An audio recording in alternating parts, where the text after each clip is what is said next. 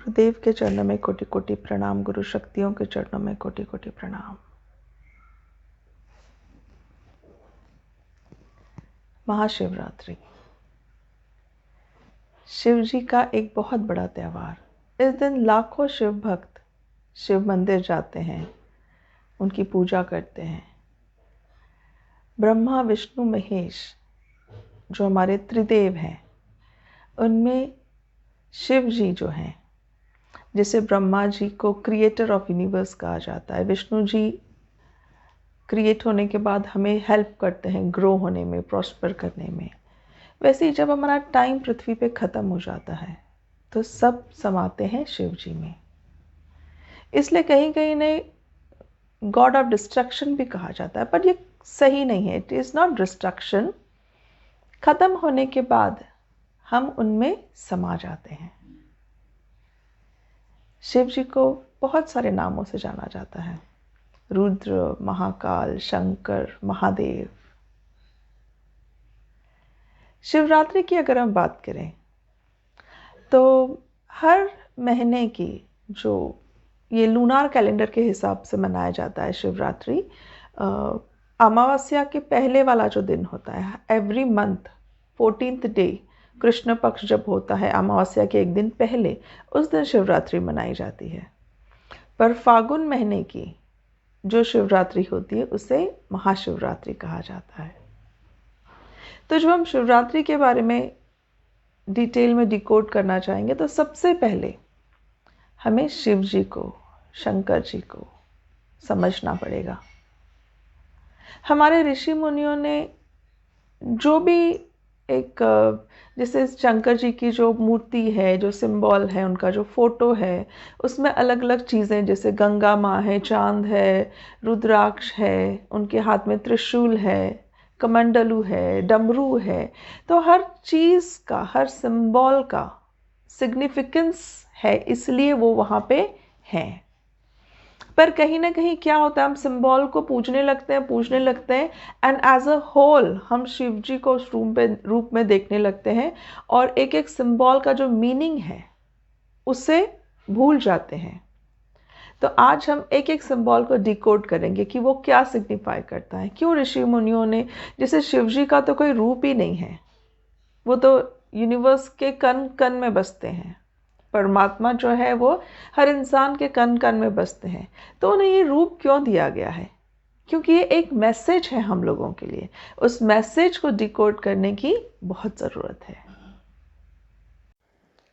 शिव जी के बारे में जानना, उन्हें डिकोड करना, उन्हें समझना एक वीडियो में पॉसिबल ही नहीं होगा। न समझाना पॉसिबल होगा, न समझना पॉसिबल होगा। ये इतना विशाल तत्व है, कण कण में बसा हुआ तत्व है कि हम जितना समझने की कोशिश करेंगे ये और गहरा गहरा होता जाएगा। सृष्टि का निर्माण होने से पहले ही शिव तत्व मौजूद था।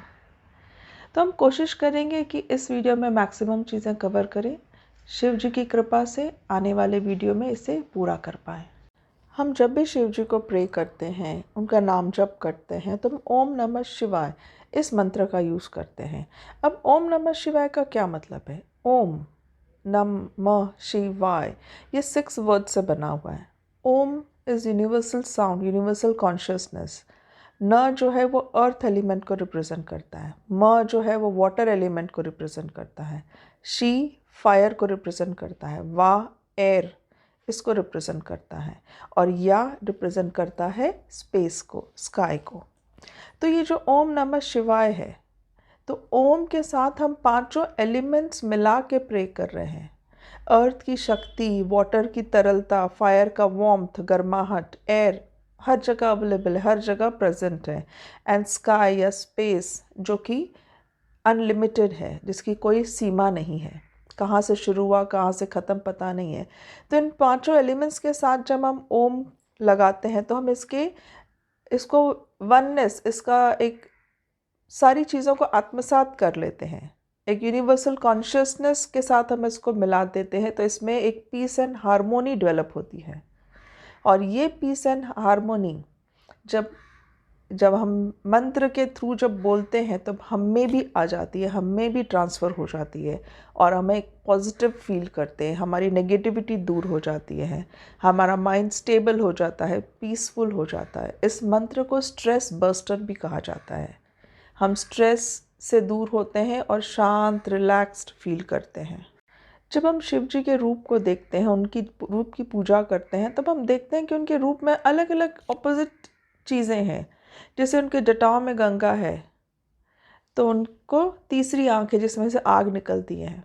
उनके माथे पे चांद है, गले में पॉइजनस स्नेक है, वो टाइगर स्किन पे बैठे हैं, रुद्राक्ष है उनके हाथों में, कमंडलू है, त्रिशूल है, डमरू है। तो हर चीज़ एक सिंबॉलिकली ऋषि मुनियों ने बनाया इसलिए ताकि वो सिंबॉलिकली हम उसको समझ पाएँ और उनके मीनिंग्स को अपने ज़िंदगी में उतार पाएँ, उनके मीनिंग्स को हम फॉलो कर पाएँ। पर हम मीनिंग्स भूल जाते हैं, ये ध्यान नहीं देते हैं कि हर चीज़ का क्या सिंबल है। हम सिर्फ ओम नमः शिवाय बोल के हम सोचते हैं हमारा काम हो गया। पर जब हम शिव जी को प्रे करते हैं तो हर चीज़ का सिग्निफिकेंस समझ के उसे फॉलो करने की ज़रूरत है। देखें तो अगर हम शिव जी कैलाश पे रहते हैं, कैलाश माउंटेन है, हिल स्टेशन है, तो हम हिल पे जाते हैं जब भी, तो क्यों जाते हैं? क्योंकि वहाँ पे शांति रहती है, पीस रहता है, जॉय फील करते हैं हम, हैप्पीनेस फील करते हैं हम। पर वैसे ही वैसे ही शिव जी का वास शमशान में भी माना जाता है। वो भस्म शमशान की अपने शरीर पे लगाते हैं। इसका मतलब परमात्मा का वास खुशी, पीस, शांत में है तो सैड, एम्प्टीनेस में भी है। वो चीयरफुल में भी है तो डिप्रेस्ड में भी है। तो ये दोनों में उनका वास है। तो हमारे अंदर भी जैसे हम कभी बहुत खुश होते हैं तो कभी बहुत दुखी भी होते हैं, इसी तरह शिव तत्व जो है वो, उसकी जो प्रेजेंस है वो हर चीज़ में हम फील कर सकते हैं, even in happy, even in sadness.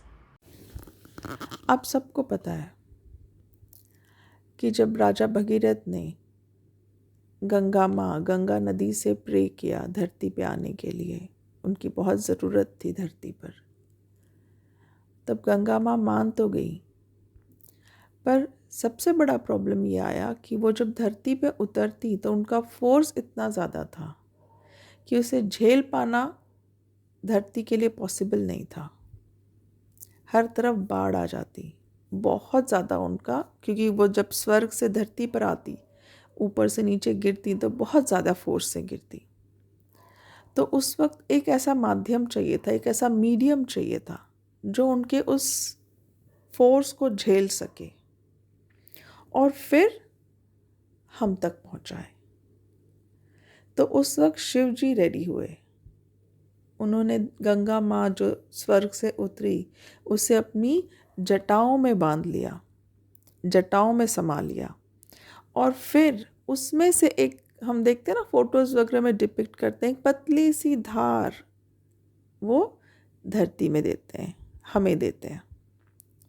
तो जो पतली सी धार जो निकलती है वो हमारी गंगा नदी बन जाती है।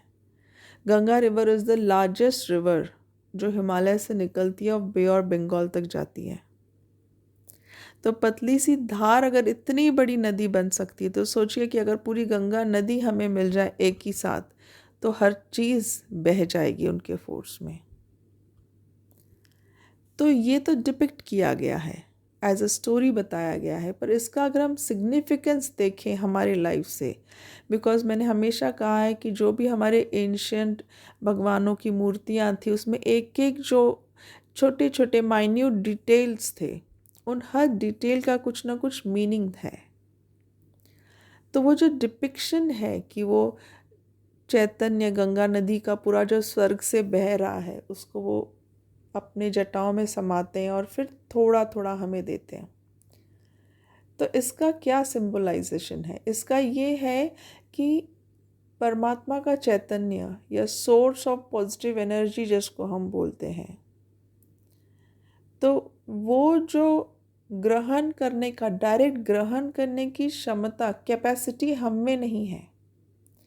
तो ऐसे वक्त में हमें तो चाहिए पॉजिटिव एनर्जी, पर पॉजिटिव एनर्जी डायरेक्टली हम परमात्मा से ग्रहण करें इतनी कैपेसिटी झेलने की हमें कैपेसिटी नहीं है। तो क्या सेकंड ऑप्शन है? सेकंड ऑप्शन ये है कि कोई एक माध्यम हो, कोई एक मीडियम हमें अवेलेबल हो जो उस एनर्जी को ग्रहण करें और जब जैसे जहाँ हमें ज़रूरत हो हमें वो थोड़ी थोड़ी प्रोवाइड करे। जैसे शिव जी गंगा नदी का पानी हम तक प्रोवाइड करते हैं। तो ये एक हमें रिलेट करके सीखना है, जिसे हम कहते हैं कि माध्यम का इम्पोर्टेंस क्या है। एक माध्यम, एक मीडियम चाहिए हमारी लाइफ में जो हमें कनेक्ट करे परमात्मा से, जिसे हम गुरु कहते हैं, जीवंत गुरु कहते हैं। शिव जी का जो गला है वो ब्लू है। तो स्टोरी के अनुसार कि समुद्र मंथन में जब पॉइजन निकला था तो उन्होंने उसको पिया, जिसकी वजह से उनका गला ब्लू हो गया, क्योंकि वहाँ पे उन्होंने उस पॉइजन को स्टॉप कर दिया, रोक लिया, अपने शरीर में एब्जॉर्ब नहीं किया। पर इसका सिंबॉलिक मीनिंग क्या है कि जब भी नेगेटिविटी हमारे सामने आती है तो हमें उसे ग्रहण करने की, एब्जॉर्ब करने की ज़रूरत नहीं होती है। बहुत बार हम ऐसे नेगेटिव सिचुएशंस में होते हैं कि हम उसको अवॉइड नहीं कर सकते, हम उससे दूर नहीं जा सकते। पर ऐसे सिचुएशन में जैसे शिव जी ने नेगेटिव एनर्जीज़ को अपने गले में ही स्टॉप करके रखा था, वैसे भी हम भी उस चीज़ को फॉलो करते हुए उस नेगेटिविटी को अपने अंदर एब्जॉर्ब ना करें, सिर्फ हम वहाँ पे फिज़िकली प्रेजेंट रहें। और ये सब हो सकता है अगर हमारे पास नॉलेज है, विजडम है, चांद की तरह छोटा अगर माइंड है और वो हमारे कंट्रोल में है। तो if we have the control over our mind, we can stop the negative energies from entering in our body. यहाँ पे मून जो है वो हमारे माइंड को भी रिप्रेजेंट करता है, हमारे इंटेलिजेंस को भी रिप्रेजेंट करता है। अभी यहाँ पे फुल मून नहीं है शिव जी के माथे पे, it is very small and away from your head. That means knowledge, अगर हम नॉलेज की बात करते हैं, हमेशा स्पिरिचुअल ज्ञान की बात करते हैं, तो उसमें दिमाग से काम लेने से कभी भी स्पिरिचुअल प्रोग्रेस नहीं होगा। जहाँ लॉजिक ख़त्म होता है वहीं से स्पिरिचुअलिटी की, स्पिरिचुअल प्रोग्रेस की शुरुआत होती है। क्योंकि स्पिरिचुअल प्रोग्रेस जो है ये एक्सपीरियंस करने की चीज़ है, इसे अंडरस्टैंड करके लॉजिक लगा के समझने की चीज़ नहीं है। बट स्टिल एक छोटा सा चांद, फुल मून नहीं है लेकिन छोटा आकार का चांद है। क्यों? Because little intelligence is needed to understand, express and experience the spiritual knowledge. बहुत ज़्यादा हमें इंटेलिजेंस की ज़रूरत नहीं होती है। शिव जी ने अपने माथे पे चंद्र धारण किया हुआ है। अब चंद्रदेव से रिलेटेड जो स्टोरी है उसके अनुसार समुद्र मंथन में जब बहुत सारी चीज़ें निकली थी तो उसमें एक पॉइज़न भी निकला था। अब ये पॉइज़न कौन पिए, कहाँ रखें, क्योंकि जिस चीज़ में भी जाएगा उस चीज़ का नाश हो जाएगा, वो चीज़ ख़त्म हो जाएगी। तो इस वक्त शिव जी ने उस पॉइज़न को पिया और अपने गले में उसको स्टॉप किया, जिसकी वजह से उनका गला ब्लू कलर भी है। तो ये जो पॉइज़न पीने से उनको बहुत बर्निंग हो रही थी, बहुत जलन हो रही थी, और इस जलन को शांत करने के लिए चंद्रमा को उन्होंने अपने माथे पे धारण किया। तो उसकी शीतलता, उसकी ठंडक, जैसे चांद की रोशनी आज भी हमें ठंडक देती है, जैसे सूरज में हमें गर्मी लगती है, चांद हैज़ अ कूलिंग इफ़ेक्ट। तो वो कूलिंग इफ़ेक्ट से उन्हें बहुत राहत मिली थी। और एक और भी इसके पीछे रीज़न है, जैसे चंद्रदेव को एक राजा ने, दक्ष राजा ने श्राप दिया था और उनके श्राप के अनुसार चंद्रदेव धीरे धीरे ख़त्म होते जाएंगे। तो जैसे हम देखते हैं कि फुल मून के बाद धीरे धीरे धीरे चांद की एक एक लाइन ख़त्म होते जाती है, ख़त्म होते जाती है अमावस्या तक। तो जैसे जैसे उनका एक एक शरीर का पार्ट उनका कम होता जा रहा था, कम होता जा रहा था, तो उन्होंने शिव जी से बहुत प्रे किया कि आप ही मुझे श्राप से मुक्ति दिला सकते हो, मुझे बचा सकते हो। तो शिव जी ने उन्हें, जैसे वो लास्ट ब्रेथ ले रहे थे, जैसे अमावस्या का दिन होता है जब पूरा चांद ऑलमोस्ट ख़त्म हो जाता है, तो लास्ट ब्रेथ ले रहे थे, शिव जी को उन पे दया आ गई। उन्होंने क्या किया, उसको अपने सिर पे धारण कर लिया, जो एक लास्ट चकोर बचा था उसको अपने सिर पे धारण कर लिया। और उसके बाद अमावस्या के बाद उनको वापस नया जीवन मिला चंद्रदेव को, और वापस एक एक लाइन बढ़ते बढ़ते बढ़ते पूरा वो पूर्णिमा का चांद हो जाते हैं। पर श्राप से मुक्ति देना पॉसिबल नहीं था, तो शिवजी ने क्या कहा कि राजा भी खुश और हमारे जो चंद्रदेव हैं वो भी बच जाए। इसलिए 15 डेज चांद एक लाइन कम होते होते अमावस्या के दिन पूरा गायब हो जाता है, और फिर वापस उन्हें एक जैसे नया जीवन मिलता है पूर्णिमा तक। तो इस तरह से उन्होंने 15 डेज में अमावस्या पूर्णिमा का जो सिस्टम है ये तब से चालू हो गया है। शिवजी के माथे पे एक और आँख है जिसे हम कहते हैं थर्ड आई, तीसरी आँख कहते हैं शिवजी जब बहुत गुस्से में होते हैं तब वो तीसरी आँख खोलते हैं और सामने जो भी होता है वो भस्म हो जाता है। तो इसका सिंबॉलिक मीनिंग क्या है कि दोनों आँखों से हम सिर्फ फिज़िकल वर्ल्ड देख सकते हैं, कि जो हमारे सामने मटेरियल है, जो हमारे सामने लोग हैं, जो बोल रहे हैं, जो दिख रहा है, हम सिर्फ उसी को एक्सपीरियंस कर सकते हैं। लेकिन जब हम तीसरी आँख, माथे की आँख, नो माथे पे this is the portion where your thinking process takes place, जहाँ पे तीसरी आँख दिखाई है, तो वो आँख खोलना मतलब आपका थिंकिंग प्रोसेस इवॉल्व करना, सोचना, रियलाइज़ करना, एक अवेयर रहना, अलर्ट रहना। तो जब तीसरी आँख खोली उसका मतलब क्या है कि प्योर नॉलेज, रियल ज्ञान से आप जो रियलिटी है उसको देख पाते हो, ना कि जो फिज़िकल वर्ल्ड हम दोनों आँखों से देखते हैं उसी पे डिपेंड रहते हैं हम। तो इसका मतलब when all the darkness, ignorance is removed by the opening of third eye, सब जल जाता है, जो भी ईविल है, जो भी झूठा है, जो भी बनावटी है, वो सब मिट के जो रियलिटी है, जो स्पिरिचुअल जिसको हम बोलते हैं कि ज्ञान, वो हमें मिलता है। तो जब हम मेडिटेशन करते हैं तो दो आँखों से ही नहीं, हमें इतना नॉलेज मिलता है, इतना ज्ञान मिलता है कि हम किसी भी चीज़ की रियलिटी को समझ के अकॉर्डिंगली हम अपना बिहेवियर चेंज कर सकते हैं। शिवजी के गले में स्नेक है, तो कहते हैं कि जब शिवजी पॉइज़न पी रहे थे तब स्नेक्स ने भी उनका साथ दिया और उनके साथ उन्होंने भी पॉइज़न पिया। तो इसलिए खुश होके शिवजी ने उन्हें अपने गले में धारण किया। और snake is a cold blooded animal, तो कोल्ड ब्लडेड ठंडा होता है उनका शरीर, जिसकी वजह से फिर उनका गला भी एकदम, जो जलन थी वो भी उनकी कम हुई। अब स्नेक की एक क्वालिटी है, यहाँ हमें इस स्नेक से क्या सीखना है। स्नेक की एक क्वालिटी है, the snake is always alert, slightest sound भी होता है तो इमीडिएटली वो रिएक्ट करता है। So it represents consciousness, alertness. आपके अगर सारे इमोशंस माइंड कंट्रोल में है, सेंसेस कंट्रोल में है, तो आप हमेशा अलर्ट रहते हैं। अब अलर्ट है, कॉन्शियस है, पर शिवजी रिएक्ट नहीं कर रहे हैं, ही इज़ मेडिटेटिंग। आंखें क्लोज हैं पर सो नहीं रहे हैं। इसे ट्रू अवेयरनेस कहते हैं। मेडिटेशन जब करते हैं हम, तो we are alert, but we are not alert about our surroundings. Internal alertness है हमें। आंखें बंद है मतलब हम सो नहीं रहे हैं। तो ये जो स्टेट है, this is the state of meditation. एक और क्वालिटी है स्नेक की। स्नेक अपने लाइफ में अपने ऊपर की स्किन जो है वो शेड करता है और उसके बाद उसकी न्यू स्किन ग्रो होती है।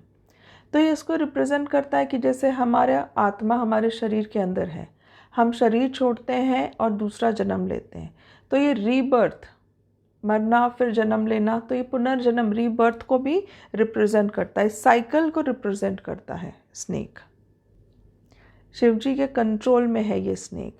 मतलब ये जो स्नेक है वो पास्ट, प्रेजेंट एंड फ्यूचर तीनों को रिप्रेजेंट करता है, तीनों काल को रिप्रेजेंट करता है। इसलिए शिवजी को महाकाल भी कहा जाता है, बियॉन्ड टाइम। जिसे स्नेक हमेशा अलर्ट रहता है, स्लाइटेस्ट साउंड भी हो तो वो ईजिली अटैक करता है, ईजिली रिएक्ट करता है। स्नेक ईजिली प्रोवोक्ड, मतलब ईगो जैसे है, उसको हम ईगो से अगर कंपेयर करें तो बहुत लोगों का ईगो बहुत स्ट्रॉन्ग होता है, ईजिली थोड़ा भी अगर आप कुछ बोलो तो ईजिली वो अटैक कर देंगे, डिफेंसिव मोड में आते हैं। ऐसे ही स्नेक की क्वालिटी है। पर शिव जी के सानिध्य में, शिव जी के गले के में जब वो है, तब शिव जी ने उसे भी कंट्रोल में किया हुआ है। ऐसे ही हम भी अपने नेगेटिव इमोशंस को अगर कंट्रोल में करें तो वो एक ऑर्नामेंट की तरह, जैसे गले में शिव जी ने स्नेक को पहना हुआ है, तो ऐसे ऑर्नामेंट की तरह वो इमोशन हमारे जीवन को संवार सकते हैं, हमें शक्ति दे सकते हैं। क्योंकि हर emotion has a very strong role to play in your life only if you control the emotions, not the other way around. Snake जो है वो कुंडलिनी शक्ति को भी रिप्रेजेंट करता है। कुंडलिनी शक्ति वो शक्ति है जो बाय बर्थ हमारे बॉडी में होती है। पहला जो चक्र है हमारा मूलाधार चक्र, वहाँ होती है, और जैसे हम मेडिटेशन में प्रोग्रेस करते जाते हैं तो वो सातों चक्रों को पार करते हुए सहस्त्रार तक जाती है। ये उसे भी रिप्रेजेंट करता है स्नेक। एंड मोस्ट इम्पॉर्टेंट, ये पॉइजनस होते हुए भी शिव जी ने उसे अपने पास रखा है, उसे अपनाया है। मतलब नेगेटिव एंड पॉजिटिव दोनों ही चीज़ों को एंडिंग में शिव जी में ही समा जाना है। शिव जी की बॉडी ब्लू कलर में, ब्लूइश टिंच में दिखाई जाती है। एक्चुअली उनकी बॉडी ब्लू नहीं है, उनका सिर्फ गला ब्लू है, नीलकंठ उन्हें कहते हैं। अब ब्लूइश बॉडी दिखाने का क्या रीज़न है? क्योंकि वो शमशान की जो भस्म है, जो राख है, वो अपने बॉडी पे लगाते हैं, तो उससे वो ऐश कलर, ब्लूइश टिंच आता है उनके शरीर पे। एंड अगर आप देखो तो मोस्टली भगवानों को ब्लूइश टिंच में दिखाया जाता है, इसलिए क्योंकि ब्लू जो कलर है वो स्काई का, ओशियन का कलर है। ओशन जैसे एक कामिंग, पीसफुल इफ़ेक्ट हमें देता है। हम जब भी बीच में जाते हैं, समंदर किनारे जाते हैं, तो हम लोग स्ट्रेस फ्री फील करते हैं, हम रिलैक्स्ड फील करते हैं। तो वो इफ़ेक्ट हमें परमात्मा की मूर्ति देखने से, उनका फ़ोटो देखने से भी आता है। एंड जैसे स्काई का, ओशियन का कोई बिगनिंग नहीं है, कोई एंड नहीं है, इट इज़ लिमिटलेस। वैसे ही डिविनिटी जो है, परमात्मा जो है, वो भी लिमिटलेस है। उनका कोई बिगनिंग नहीं है, उनका कोई अंत नहीं है। शिव जी के हाथ में त्रिशूल भी है। ये त्रिशूल किस चीज़ को सिग्निफाई करता है? त्रिशूल मतलब 3 इसके आर्म्स हैं, 3 पॉइंट्स हैं इसके। ये 3 हमारे जो त्रिदेव हैं, ब्रह्मा, विष्णु, महेश, उनको सिग्निफाई करता है। हमारा past, present, future, birth, life, death, इनको भी सिग्निफाई करता है। बहुत सारी चीज़ों को त्रिशूल सिग्निफाई करता है, जैसे स्वर्ग लोक, भूलोक, पाताल लोक। हमारे 3 स्टेट्स ऑफ कॉन्शियसनेस है, जैसे वेकिंग, ड्रीम एंड स्लीप, इनको भी सिग्निफाई करता है। तो ये शिव जी के हाथ में है, मतलब शिव जी ने इन तीनों को कंट्रोल में रखा हुआ है। 3 गुण, सात्विक, राजसिक, तामसिक गुण, इन्हें भी कंट्रोल में रखा हुआ है। हम लोग 3 टाइप की सफरिंग फेस करते हैं।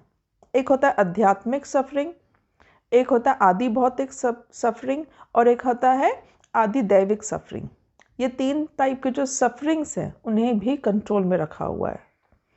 तो जैसे शिव जी ने उन तीनों गुणों को, तीनों प्रॉब्लम्स को, तीनों स्टेट्स को कंट्रोल में रखा हुआ है, तो ही हम मेडिटेट कर पाते हैं। And then he is in a meditation pose, शांत है वो। तो ये सब हमें उनसे सीखना है। हमारे जो 3 पावर्स हैं, विल जिसे इच्छा शक्ति कहते हैं, नॉलेज जिसे ज्ञान कहते हैं, और कर्म जिसे हम एक्शन कहते हैं, ये 3 पावर्स को भी ये त्रिशूल सिंबलाइज करता है कि कैसे शिव जी के एक हाथ में डमरू है।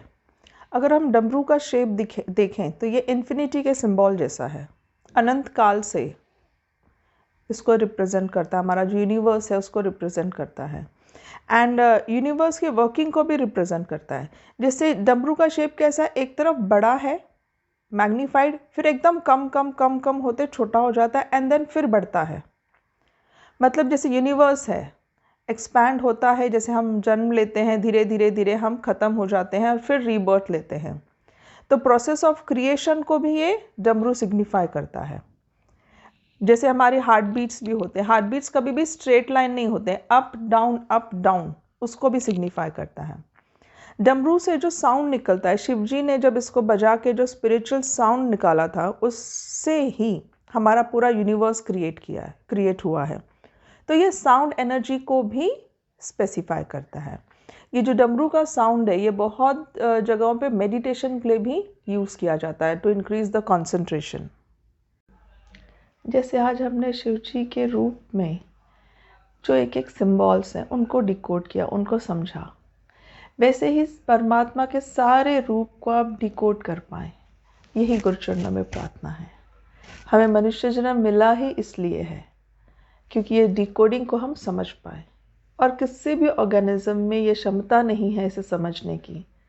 इसलिए मनुष्य जन्म इतना इम्पोर्टेंट है मोक्ष की प्राप्ति के लिए, परमात्मा से एक रूप होने के लिए। आप सब ये सफलता से कर पाए, यही गुरुचरणों में प्रार्थना है। स्वामी जी का आपको खूब खूब आशीर्वाद। जय बाबा स्वामी।